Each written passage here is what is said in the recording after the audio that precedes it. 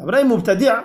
كتابا نسي الردي منهجي حق داتوا الردي أهل السنة داتوا الردي علمي الشرعية داتوا الردي علماء داتوا الردي أو طريقة داتوا كبيغمبري لسرب صلى الله عليه وسلم بخلق على الشويني مكو خلق في الله بخوا براك ولا أوعالم بروها مكتابيه برؤوش تانيه نيا اشتكان عكسه وريك هالجراء وتوا براسي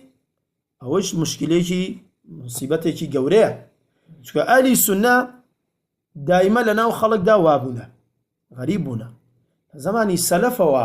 وصيت بو أهل السنة كان الله لقال يقدا باج من شكا إيوا غريبا لنا وخلق دا سلف وعينوت أي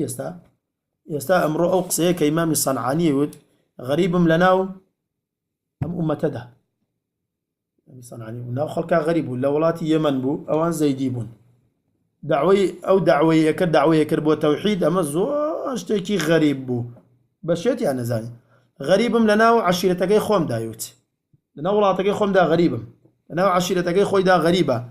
غريبم لنا وكسكاركم دا او تنانا لا دايكو باوكي خوشم غريبم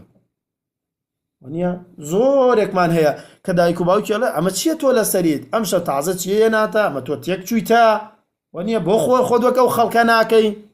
يا براسي اهل السنه وان بلام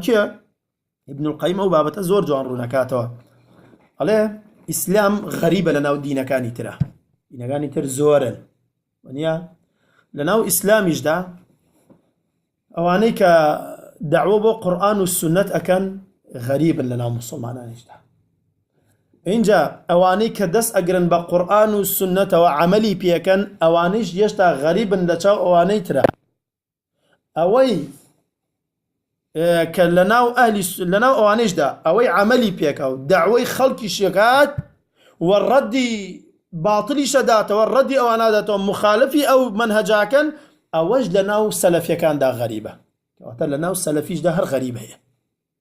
بورياب لا تسير نبي كسيك بيتوا بتواوي أو منهج بقرد كسلفي لسربوا كزاناني أمرو باسيا كان كبرو كتابة كاني بخيوني توا بخوا زور زحمة تجيد بيته بحساني ونيا أجر بين هرهم ومان بينين لو هيلا كمان بدأي لو بيجنيا ما بدأي بخوا زحمة اللي درتشين إلا ما قالوا إخوان رحمي بيكر بيه أول شيء كلي درتشت بخوا ببنجي دس أجميرين ترخوا إيمان لو أنا بكات لو أناش دبين وامان ليه بكا شون أوانا بكوين أجينا مشكلة منهجي الراستقين وكو خوي كسلف هاتوا كلا يخافون في الله لومة لائم زور كما أويك على أهل السنة غريبة همو أهل السنة غريب نيها قدار همو أهل السنة غريب نيها كاب يغمري خاصة صلى الله عليه وسلم فرمي طوبى للغرباء ونزاني هركزوتي سلفي متري قريتوا نخير أو كسانية كخوي أن سر قرآن والسنة وكو سلفي أمت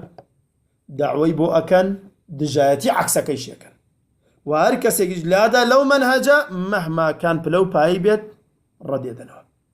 وتحذيري لي أكن جاء خوي قوري إيمان لو أنا بجري أو غريبة كيا